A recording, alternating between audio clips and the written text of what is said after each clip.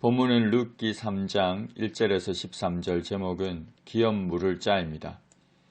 룻의 시어머니 나오미가 룻에게 내 딸아 내가 너를 위하여 안식할 곳을 구하여 너를 복되게 하여야 하지 않겠느냐고 했습니다. 안식할 곳은 결혼을 통해 꾸며질 가정을 의미합니다. 가정은 천국의 안식을 미리 맛볼 수 있는 곳이기에 가정은 안식할 곳입니다. 그래서 성경은 결혼을 복된 것이라 여호와께 은총을 입은 것이라 말합니다.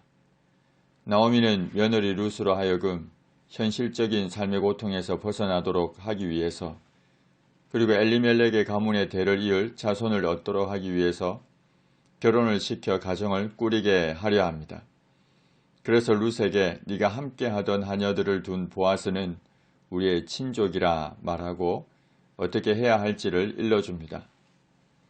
나오미는 룻에게 보아스가 오늘 밤에 타작마당에서 보리를 키질할 것이다. 그러니 너는 목욕하고 기름을 바르고 의복을 입고 타작마당에 내려가서 그 사람이 먹고 마시기를 다 하기까지는 그에게 보이지 말고 그가 누울 때 너는 그가 눕는 곳을 알았다가 들어가서 그의 발치이불을 들고 거기 누우라. 그가 네 할 일을 네게 알게 하리라고 했습니다. 당시 타작은 주로 밤에 이루어졌습니다. 해질 무렵부터 서쪽의 지중해로부터 해풍이 불어와서 키질하기 좋았고 또 낮에 따가운 햇살을 피할 수 있기 때문이었습니다. 그리고 무엇보다 보아스는 성실한 자였기에 타작할 때 일꾼들과 함께 있을 것을 알고 있었습니다. 그래서 나오미는 그 틈을 타서 룻으로 하여금 보아스에게 청혼을 하라고 하는 겁니다. 목욕하고 기름을 바르고 의복을 입고서 타작마당에 내려가서 가만히 기다렸다가 그가 누울 때 그의 발치이불을 들고 거기 누우라는 겁니다. 그의 발치이불을 들고 거기 누우라는 것은 성적인 접근을 하라는 의미가 아니라 청혼을 하라는 것인데 이는 친족인 보아스에게 고엘의 의무를 다하도록 요구하는 정당한 권리를 행사하라는 겁니다. 그렇게 하면 보아스가 네가 할 일을 알려줄 것이라 했습니다. 룻이 시어머니에게 어머니의 말씀대로 내가 다 행하리라고 하고는 타작마당으로 내려가서 시어머니의 명령대로 다 했습니다. 보아스가 먹고 마시고 타작한 것으로 인해 마음이 즐거웠습니다.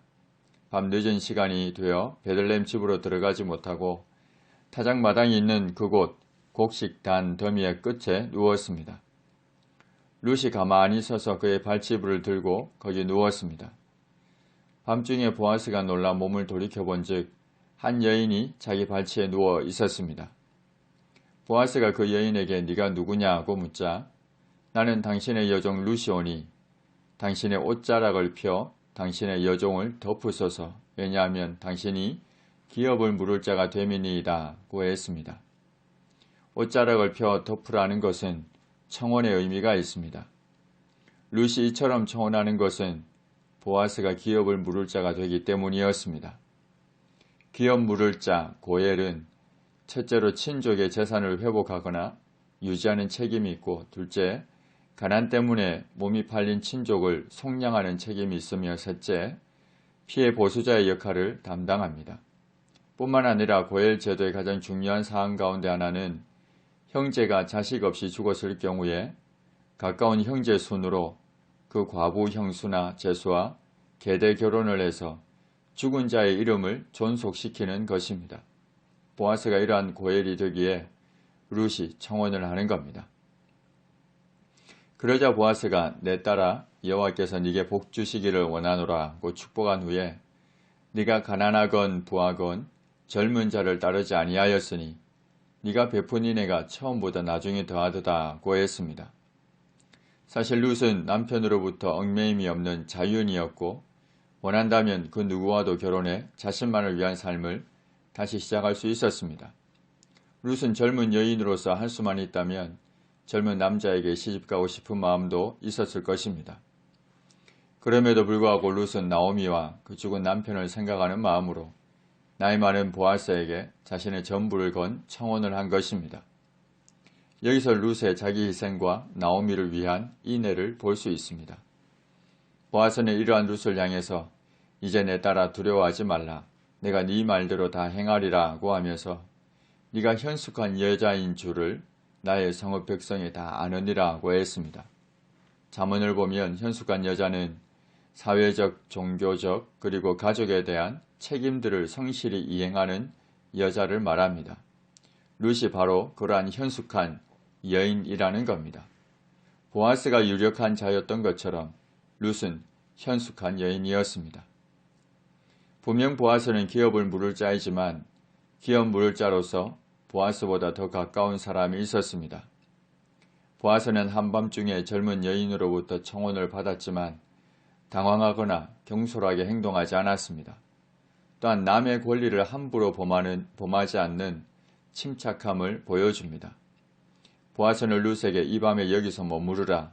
그가 기업 물을 자의 책임을 네게 이행하려 하면 좋으니 그가 그 기업 물을 자의 책임을 행할 것이라. 만일 그가 기업 물을 자의 책임을 네게 이행하기를 기뻐하지 아니하면 여호와께서 살아계심을 두고 맹세하노니 내가 기업 물을 자의 책임을 네게 이행하리라. 아침까지 누워 있을지니라고 했습니다. 분명 고엘 제도는 이스라엘 공동체를 유지하는 하나의 좋은 사회보장 제도이기는 하지만 기업 물을 사람은 우선 자기 돈이 들어가는 손해를 감수해야 하기 때문에 그들 중에는 기업 물을 의무를 포기했던 사람들도 있었습니다. 그리고 이처럼 기업 물을 의무를 포기한 자들은 마땅히 자신이 행할 의무를 기피한 것이 되어서 사람들의 멸시를 받았습니다. 보아스는 고엘 제도의 정당한 원칙에 따라 이행하도록 했고 또한 자신은 그 원칙 하에서 최선을 다해 룻을 보호해 주고자 했습니다.